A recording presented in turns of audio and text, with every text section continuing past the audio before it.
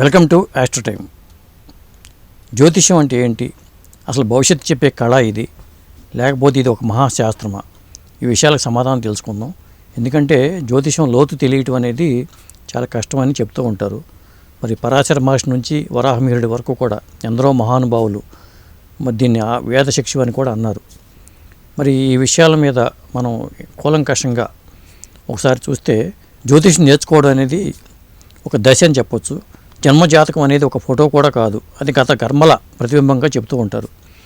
ఇప్పుడు ఎందుకు ఇద్దరు ఒకే ఇంట్లో పుట్టి భిన్న జీవితం గడుపుతారంటే మనకు సమాధానం దొరకదు. ఎందుకు ఒకరికి ఆలస్యంగా ఫలితం వస్తుందంటే కూడా సమాధానం దొరకదు. ఎందుకు ఒకరికి చిన్న ప్రయత్నంలో విజయం లభిస్తుందంటే సమాధానం దొరకదు. మరి సమాధానం ఎలా దొరుకుతుందంటే చాలా వరకు జన్మ జాతకంలో దశలను బట్టి అంటూ ఉంటారు. అసలు దశలు ఏంటి? అవి కేవలం టైం పీరియడ్లు కాదని చెప్తూ ఉంటారు. అవి కర్మ ఫలితాలు బయటపడే సమయాలుగా కూడా కొంతమంది చెబుతూ ఉంటారు. ఇక్కడే జ్యోతిష్యం అనేది సాధారణ స్థాయి దాటి ఆధ్యాత్మిక స్థాయికి వెళుతూ ఉంటుంది. మరి జ్యోతిషాన్ని అనుభవించడం అనేది ఇంకొక దశ. జ్యోతిషాన్ని ఆత్మ సాక్షాత్కార మార్గంగా కూడా కొంతమంది చూస్తూ ఉంటారు. దీని మీద ప్రముఖ జ్యోతిష పరిశోధకులు, వేదభారతి సంస్థ అధ్యక్షులు రేమళ్ళ అవధానులు గారు మరి ఏమంటారో ఒకసారి చూద్దాం. టైం సెన్స్ ప్రస్తావన వచ్చింది కాబట్టి కాలంలోకి ప్రయాణం చేయడం మనకు సాధ్యం అవుతుందండి? సాధ్యం అండి, సాధ్యం. నేను చెప్తాను మీకు, జరిగింది ఇక్కడ. ఓకే, 3 సంఘటనలు జరిగాయండి. అంటే సమాజంలో ఈవేళ హేళనగా చేసేటటువంటి ఒక వర్గం ఉండిపోతున్నారు. జ్యోతిష్ శాస్త్రాన్ని అర్థం చేసుకోక. అదే, జ్యోతిష్ శాస్త్ర పండితుడు సామాన్యుడు కాదండి, పరమాత్మకి తప్ప ఏమండి సంపూర్ణంగా జ్యోతిషాన్ని ఎవరు అర్థం చేసుకోలేరు. ఆ విషయం చాణక్యుడు కూడా రాస్తాడు. ఓకే, ఒక గొప్ప వాక్యం రాస్తాడండి. మహాసముద్రం మధ్యలో ఎందుకో ఎవడో పడ్డాడండి. ఇంకా వారికి ఎక్కడ దారితోని ఎక్కడ మధ్యలో ఎక్కడ ఇసుక తిప్పలు కానీ బీచ్ కానీ ఎక్కడ కనిపించట్లేదు. అంత మధ్యలో పసిఫిక్ మహాసముద్రం మధ్యలో పడ్డాడండి. ఎంత దూరంలో గట్టుందో వాడికి కూడా తెలియదు. అలాంటి వాడు కూడా ఏదో గాలివాటానికి ఏ తెప్పో దొరికితే వాడు ఈవేళ కాకపోతే కొన్న రోజులకైనా వాడు గట్టుకి జారచ్చేమో.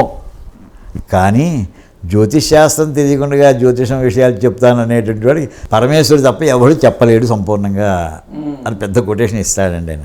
ఓకే, అంత లోతైన సముద్రం కంటే లోతైన విషయం ఇది జ్యోతిష్ శాస్త్రం. అయితే తెలిసిన వాళ్ళు కొంతమంది ఉన్నారు. అదే, దీని మీద జరిగిన సంఘటన చెప్తానండి. చెప్పండి. ఆశ్చర్యం వేస్తుంది, నమ్మరు, కానీ జరిగింది. ఈ గదిలో ఇక్కడే జరిగిందండి, ఇక్కడ 2-3 సంఘటనలు. ఓకే, చెప్పండి. నేను ఈ వేదాలు కంప్యూటరైజ్ చేస్తుంటే లాస్ట్ టైం ఎపిసోడ్ చెప్పాను, జ్ఞాపకం లేదు నాకు, మళ్ళీ ఇంకోసారి చెప్పుకుందాం. చూడడానికి చాలామంది వచ్చేవారు. ఆ వచ్చిన ఎవరో అంటే వేద మంత్రం కంప్యూటర్ మీద వస్తుందిట, దాని పిక్చర్స్ వస్తాయట, దాని ఆడియో వినిపిస్తుందిట, దాని అర్థాలు కూడా భాష్యాలు వస్తాయట అని వార్త జనంలోకి వెళ్ళిపోయింది. రోజు 5-6-10 మంది వస్తూ ఉండేవారు. తీర్థప్రద కింద అంతా కూడా 2003, 2004 ఆ టైంలోనండి. అలా వచ్చినాడు. ఎవరో ఒక ఆయన ఫోన్ చేశారు, అసలు గారు మీ ఇంటి వారిని ఆ వేదాలు చేస్తున్నారు చూద్దాం అనుకుంటున్నాను, రండి అన్నాను. ఆయన వచ్చారు, కాసేపు 4:30 ఆ టైంలో వచ్చారు. 5 దాకా ఆయన కూర్చున్నారండి. అయిపోయింది. డెమో చూపించిన తర్వాత చాలా హ్యాపీగా ఫీల్ అయ్యారు. వెళ్ళిపోతూ గడప దాటుతూ అవధాన్ గారు 6:15కి మీ ఇంటికి చంద్ర అనే కుర్రాడు వస్తాడండి అని అన్నారండి. ఓకే, చంద్ర అనే కుర్రాడు మీ ఇంటికి 6:15కి టైం కూడా చెప్పారు ఆయన. అంటే వెంటనే నేను మామూలుగా మనకున్న లిమిటెడ్ నాలెడ్జ్ అంటే మీరు ఎవరికైనా అపాయింట్మెంట్ ఇచ్చారా అంటే మీరు ఇక్కడ 6:30 దాకా ఇక్కడ ఉంటారు అనుకుని ఎవరైనా మీకు ఫోన్ చేస్తే నేను 6:15 టైంలో వస్తానని మీకు ఏమైనా కుర్రాడు ఎవరైనా మీకు అపాయింట్మెంట్ లేదండి అన్నారు. ఓకే, పోనీ ఎవరైనా కుర్రాడు మిమ్మల్ని కాంటాక్ట్ చేశారు, మీరు వెళ్ళిపోయే టైం అయినా కానీ మీరు ఉండండి, నేను వస్తాను, నేను దూరం నుంచి రావాలి, మీ పని అయిపోయినా మీరు వెళ్ళిపోతున్న కుర్రాడు ఎవరైనా మిమ్మల్ని అడిగారా? లేదండి. అసలు మీకు ఆ కుర్రాడు తెలిసినా? తెలియదండి. పోనీ కుర్రాడు మీరు తెలిసినా? మన ముత్యాల ముగ్గులో క్వశ్చన్స్ ఉంటాయి, అన్ని రకాల క్వశ్చన్స్ చేశానండి. మీరు ఎలా చెప్తున్నారు సార్ అన్నాను. నేను 6:15 వస్తాను, నేను టైం చూసి చెప్తున్నానండి అన్నానండి. అంటే టైం చూసి చెప్పడం ఏంటన్నాను, చెప్పచ్చు అండి అలాగా. అయితే అవసరం ఆయన చాలా దాన్ని లైట్గా తీసుకోమని చెప్పడం కోసమని అవ్వదనుకోండి, ఏం కంగారు పడండి, ఏదో సరదా కొద్దీ అప్పుడు అనేస్తుంటానులేండి నేను అనేది లైట్గా చెప్పేసి ఆయన వెళ్ళిపోయారండి. ఆయన ఫోన్ నెంబర్ తీసుకున్నాను నేను. సార్ జరిగితే మాత్రం మీకు మళ్ళీ ఫోన్ చేసి చెప్తానండి, జరగకపోయినా ఫోన్ చేస్తాను, అవ్వలేదని. ఓకే, ఆయన ఫోన్ నెంబర్ తీసుకున్నానండి. మెట్లు మాకు నేను ఫస్ట్ ఫ్లోర్లో ఉన్నాను కదా. 6:15 అయిందండి. చంద్రాన కుర్రాడు పైకి వస్తున్నాడండి.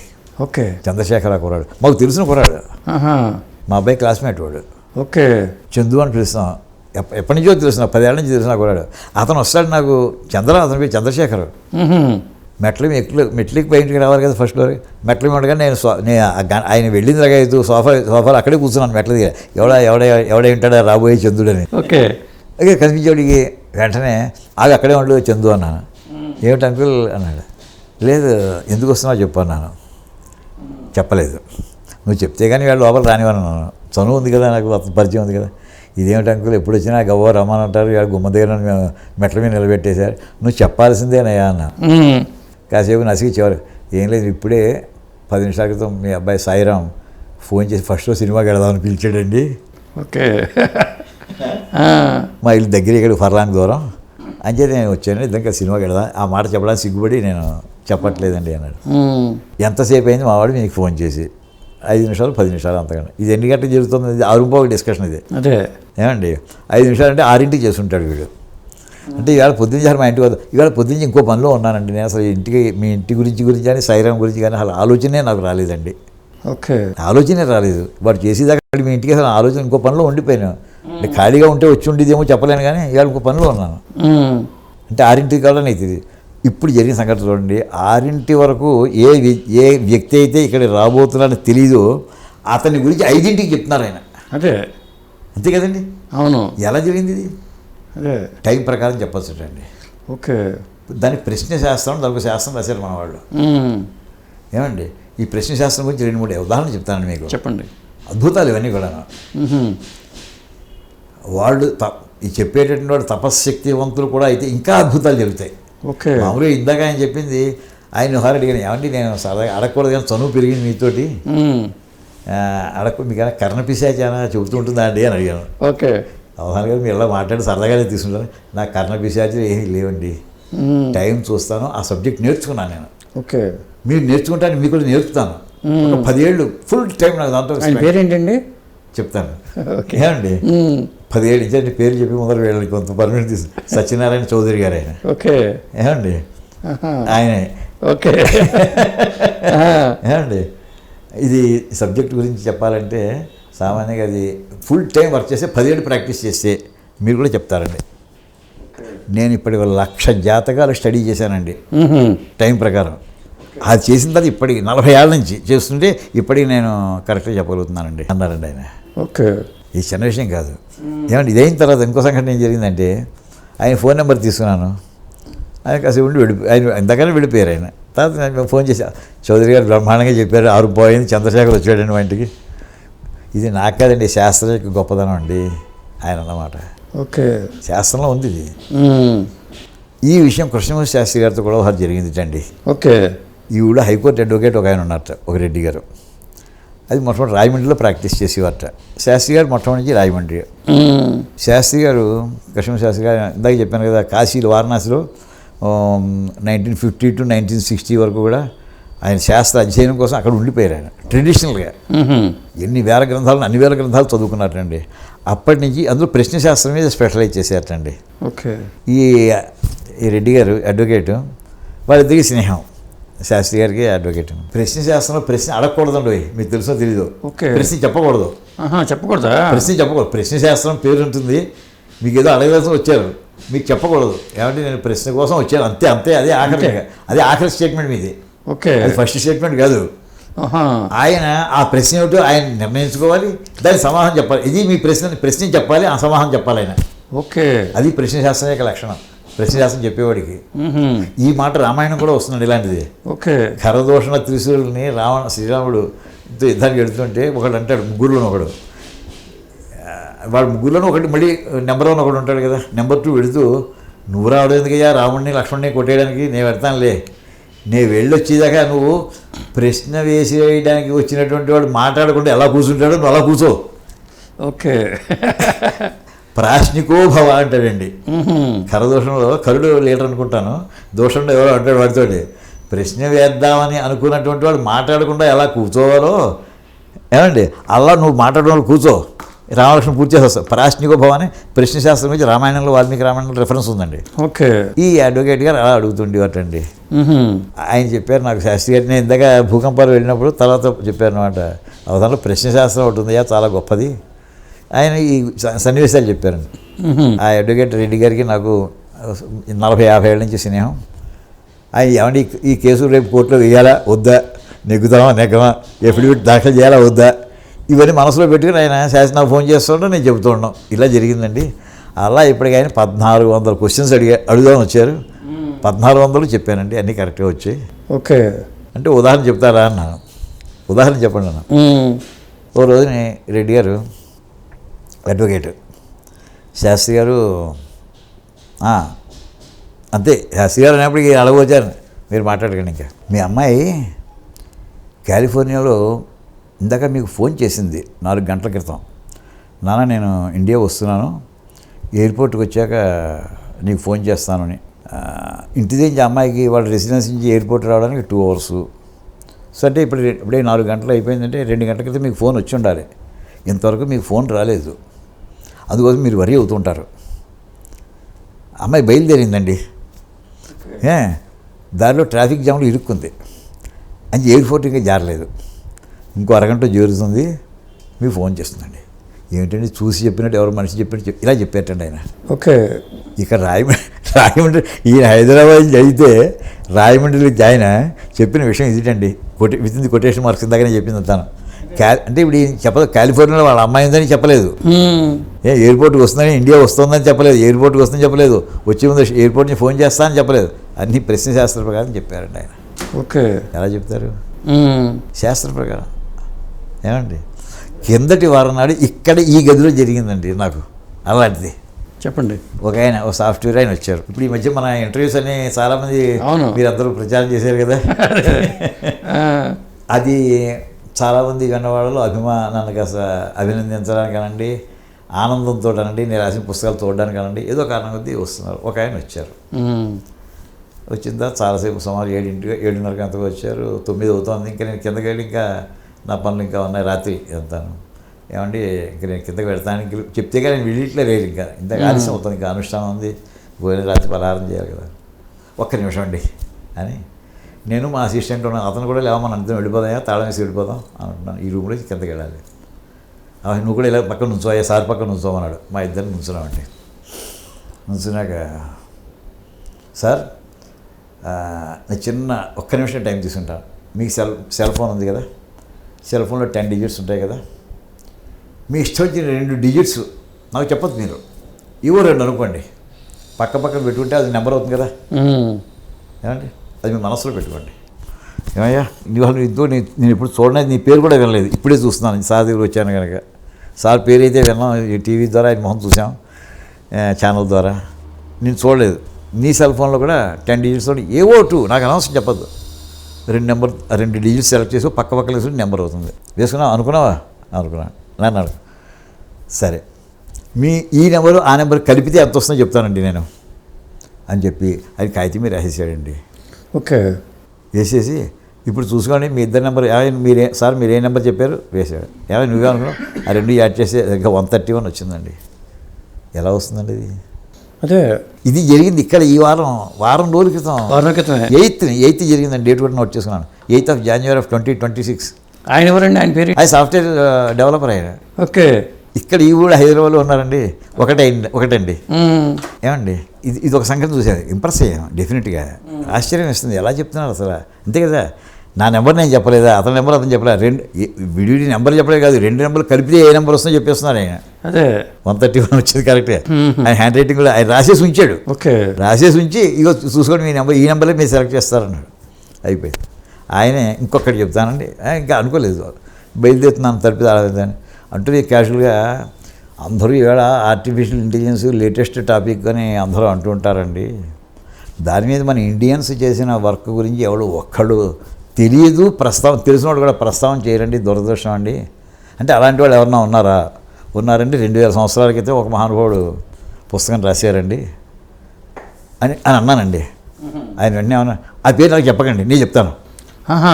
ఆ ఆథర్ పేరు 2000 సంవత్సరాల క్రితం ఏదో పుస్తకం రాశారని అన్నాను కదా, ఆ ఆథర్ పేరు నేను చెప్తానండి, మీరు చెప్పకండి. ఓకే అన్నాడండి.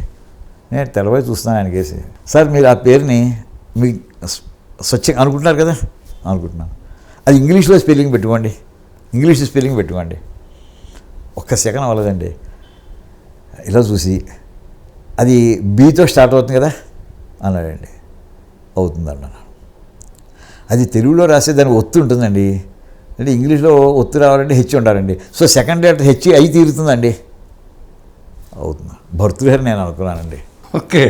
భర్తృహరి అనే మహానుభావుడు, మనకి భర్తృహరి సుభాషితాలే తెలుసును అదే అందరికీ కూడా. నీతి శతకం, వైరాగ్య శతకం చిన్నప్పుడు చదువుతూ ఉండేవాళ్ళం కదా, మన స్కూల్లో అందరికి సిలబస్లో పార్ట్. భర్తృహరి అనే ఆయన పాణిని మహర్షి, పతంజలి మహర్షి యొక్క స్థాయిలో వ్యాకరణ శాస్త్రవేత్త అండి. ఆయన వాక్యపదీయం అనే పుస్తకం రాశారు ఆయన. ఆ వాక్యపదీయం అంటే వాక్యం అంటే ఏమిటి, పదం అంటే ఏమిటి, అంటే వర్డ్ అంటే ఏమిటి, సెంటెన్స్ అంటే ఏమిటి, ఎప్పుడు సెంటెన్స్ అనాలి, ఎప్పుడు సెంటెన్స్ అనకూడదు, ఎప్పుడు పదం అనాలి, ఎప్పుడు పదం అనకూడదు. దీని ఆయన పెద్ద పుస్తకం రాశారండి. ఈ పుస్తకాన్ని బేసిస్గా పెట్టుకుని 1985లో ఒక foreigner artificial intelligence article రాశాడండి. 85లో. Okay. అంటే ఎన్నాళ్ళ క్రితం, సుమారుగా 40 ఏళ్ల క్రితం ఆర్టికల్ నా దగ్గర ఉంది. 1985లో వచ్చిన ఆర్టికల్. అతను ఇచ్చిన ఎగ్జాంపుల్స్ కూడా భర్తృహరి ఇచ్చినటువంటి ఎగ్జాంపుల్స్ అండి. ఓకే. అతనికి ఎలా అయిందంటే, మన వాళ్ళు ఎన్ఆర్ఐ వెళ్ళినాడు, ఎవరో సంస్కృత పండితులు ఎవరో వెళ్ళారట. అతని అమెరికన్ పక్కనే వీళ్ళు ఉండడం, అది కాంటాక్ట్ జరిగింది. ఆయన ఈ వెళ్ళిన పండితుల దగ్గర ఆయన నేర్చుకుని అప్పుడు ఆర్టిఫిషియల్ ఇంటెలిజెన్స్లో ఇలా డీప్ లెర్నింగ్ అని ఉంటుంది, ఇంకోటి ఉంటుంది, మాడ్యూల్స్ పెట్టారు కదా ఇవాళ, వాటిని కూడా ఇలా చేసుకోవాలి, ఇలా చేసుకోవాలి. ఉదాహరణతో ఆర్టికల్ నా దగ్గర ఉంది.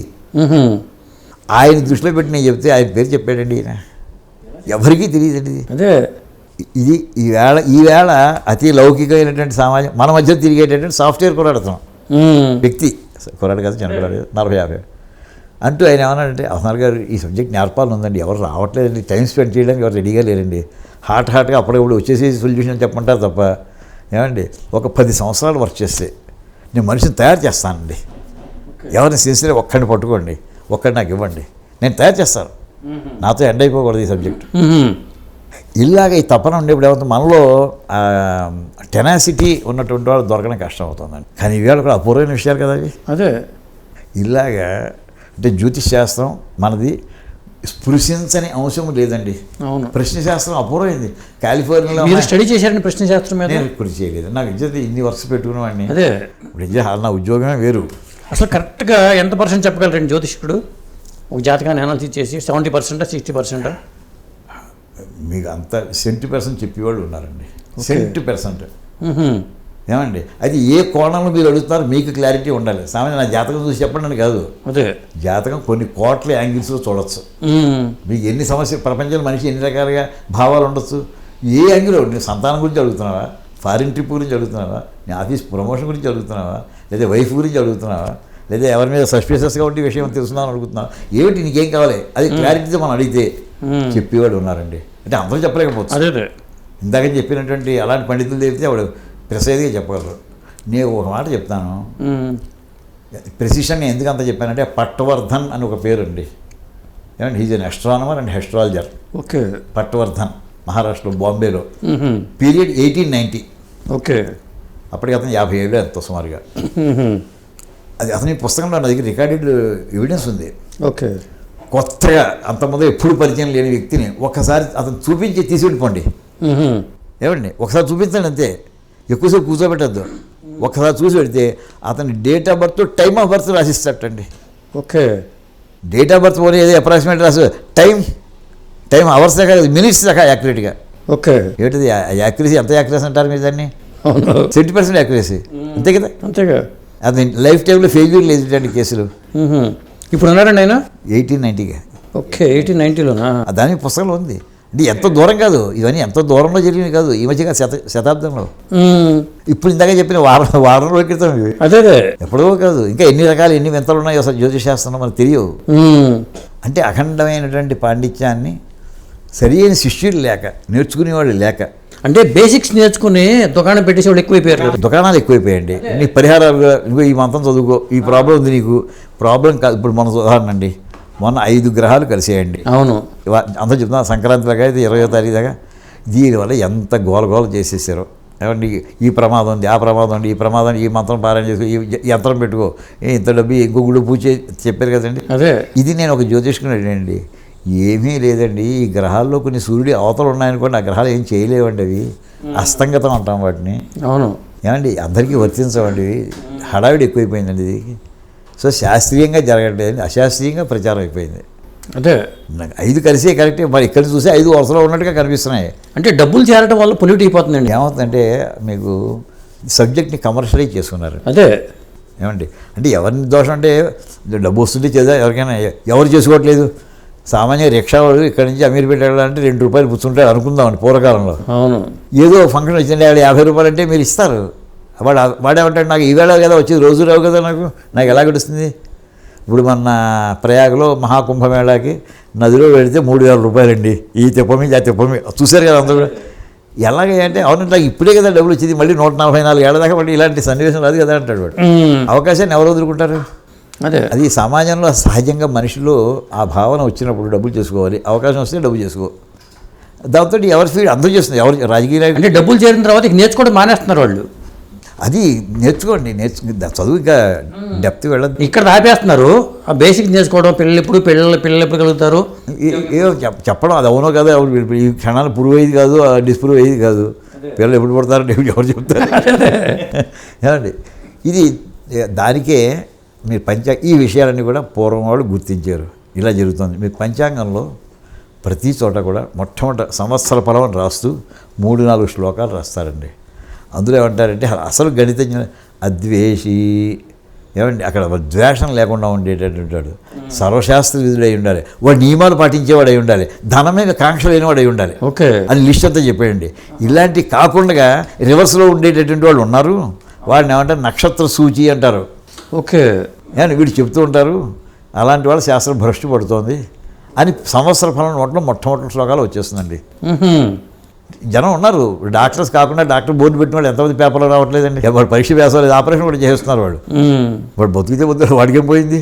అదే నాకేం సంబంధం లేదు, సంతకం పెట్టి చేసుకుంటాడు మిగతా డాక్టర్స్ చేసినట్టుగానే. ఇవన్నీ అంటే అయితే ఇవన్నీ మామూలుగా మనం పక్కన పెట్టేసిన శాస్త్రం యొక్క గొప్పదనం అది ఎప్పటి నుంచో దీని మీద ఉన్నదండి. ఏమండి ఈ తాళపత్ర గ్రంథాల్లో రాయటం అనేది అది ఎంతవరకు నిజమేండి?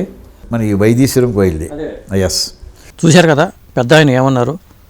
ఒక్క వాక్యంలో చెప్పాలంటే జ్యోతిషం సముద్రం లాంటిది. తీరంలో నిలబడి చూస్తే చాలా చిన్నది, లోపలికి దిగితే పెద్ద అగాధం అని చెప్పొచ్చు. మరి బృహత్పరాశర హోరాశాస్త్రం, జైమిని సూత్రాలు, బృహజ్జాతకం, ఫలదీపిక ఇలాంటి గ్రంథాలు పూర్తిగా అర్థం చేసుకోవడానికి ఒక జీవితకాలం సరిపోదని చెప్పి అంటూ ఉంటారు. మరి ఈ గ్రంథాల్లో ప్రతి శ్లోకం కూడా ఒక రహస్యము, ప్రతి యోగం ఒక లోతైన తత్వం. మరో అంశంతో మళ్ళీ కలుసుకుందాం. నమస్కారం.